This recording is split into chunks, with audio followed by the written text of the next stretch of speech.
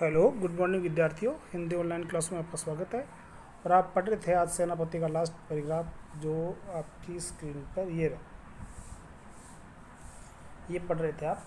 शीत को प्रबल सेनापति को चढ़ो दल, निबल अनल गयो सूर से राय के हिम के समीर तेई बर से विषम तीर, रही है गरम बोन कोनन में जाय के, धूम नैन बहे लोग आगे पे गिरे रहे, हे सु लगाए रहे नेक सु लगाए के, मानो भीत जानी महासीत ते पसार पाने, छत्तिया की छाँ रख पावक छुपाए के। अनुप्रास लंका छत्तिया की छाँ में देखो शब्दार्थ देखिए इसका। शीत यानी शीत, शिशिर ऋतु।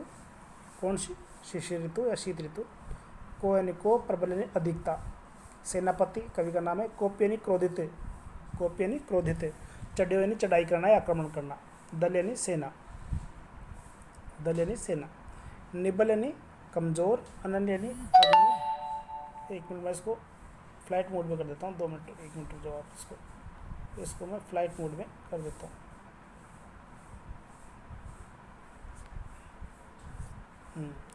निबल यानी कमज़ोर, अनल यानी अग्नि, गयो यानी होना, सूर्य यानी सूर्य, सीरा यानी ठंडा, सीरा का मतलब ठंडा, हिम के समीर यानी बर्फीली हवा, हिम यानी बर्फ, समीर यानी हवा, तो दोनों का मतलब क्या हो गया? हिम के समीर मतलब बर्फीली हवा यानी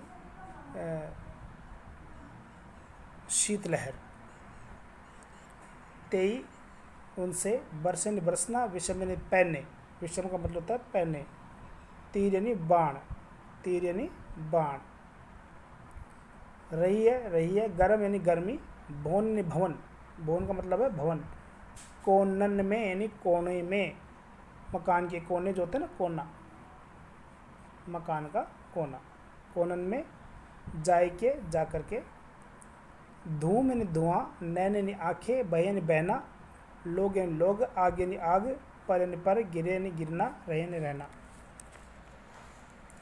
हिये यानी हृदय, सो यानी से, लगाए रहे लगा रहे हैं, नैक यानी थोड़ा सा, सुलगा यानी सुलगा करके, मानो मानो, भीत यानी भय, जाने यानी जान करके, महाशीत यानी भयंकर ठंड, महाशीत का मतलब है भयंकर ठंड, ते यानी से, पसार यानी फैला करके, पानी यानी हाथ,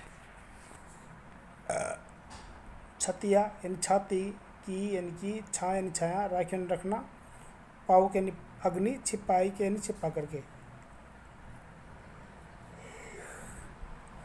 अब कवि सेनापति ने ऋतु वर्णन के दौरान इसमें शीत ऋतु का वर्णन किया है, यानी जब भयंकर ठंड पड़ती है तो कैसा वातावरण होता है, कैसा हम महसूस करते हैं, उन सब का यहाँ पर वर्णन किया है। तो देखिए ब्रजभाषा का, साहित्यिक ब्रजभाषा का सुंदर प्रयोग है इसमें, और कवि सेनापति ने शीत ऋतु की प्रबलता का, मानव जीवन में पड़ने वाले प्रभाव को इन्होंने बताया। शीत को प्रबल यानी शीत ऋतु बहुत प्रबल हो रहा है।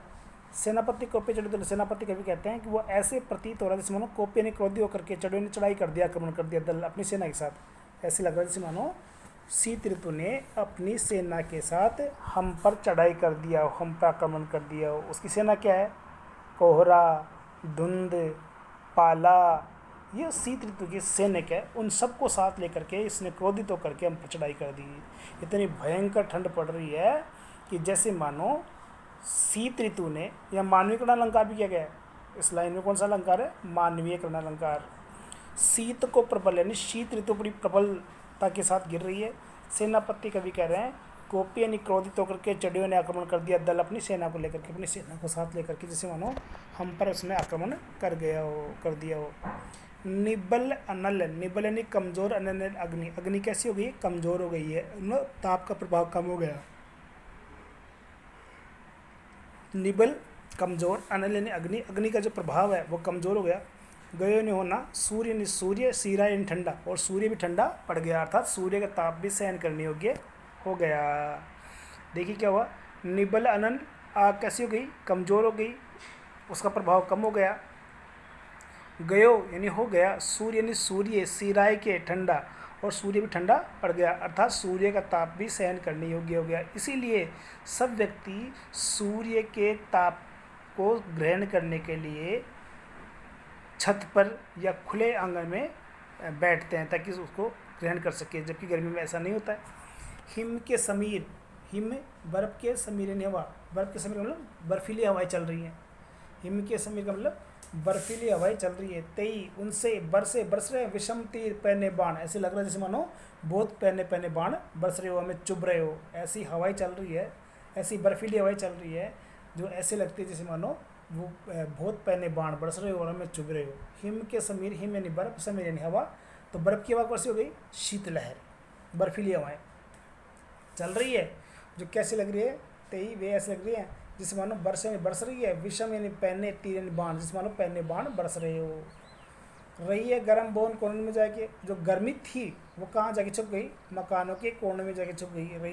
रही है गर्म गर्म हवाएं भवन भवन के कोनों में जाके जा करके, ऐसे प्रतीत हो रहा है जैसे मानो जो गर्म हवाएं हैं वो किसी मकान के कोने में जा करके छुप गई हो, क्योंकि मकान के कोने में तो फिर भी गर्मी रहती है।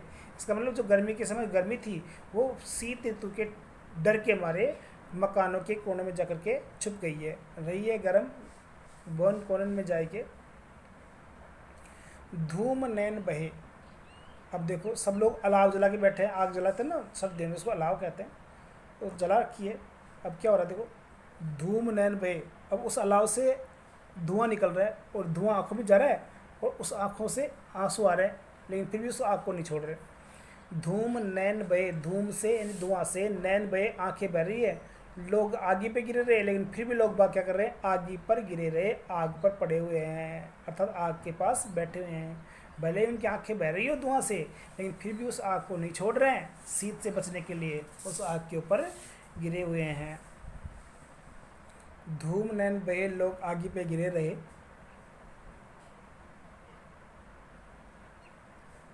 आगे देखिए, हिये सो लगाए रहे नेक सुलगाए के, हिये सो लगाए रहे अपने हृदय से लगा रहे हैं, नेक सुलगाए के थोड़ा सा सुलगा करके, उस आग को सुलगा करके अपने हृदय से लगा रहे हैं। हृदय से कैसे लगा रहे हैं? पहले हाथ तापते हैं, फिर हाथ को सीने से लगाते हैं, तो उस अग्नि को अपने सीने से लगा रहे हैं सुलगा करके। मानो अब ऐसे लग रहा, सब लोग आग के चारों तरफ बैठे हुए हैं, जो अब वो आग के जब चारों तरफ बैठे हुए हैं वो कैसा प्रतीत कर रहे हैं, कैसा उनको लग रहा है? देखिए, मानो भीत भय जानी जान करके, महाशीत भयंकर ठंड, मानो भयंकर ठंड का भय जान करके, ते पसारी पानी अपने हाथों को फैला करके, मान लो ऐसे है लग रहा है भयंकर शीत का भय लग रहा है। किसको? अग्नि को। तो अग्नि को बचाने के लिए लोग उसके ऊपर हाथ फैला के बैठे हुए हैं।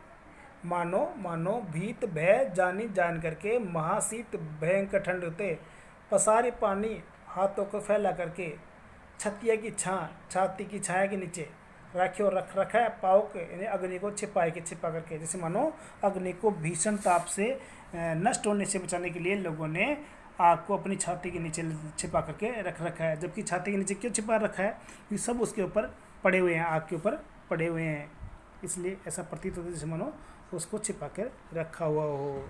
तो इस प्रकार से ऐसा हुआ है। ठीक है, तो ये पार्ट आपका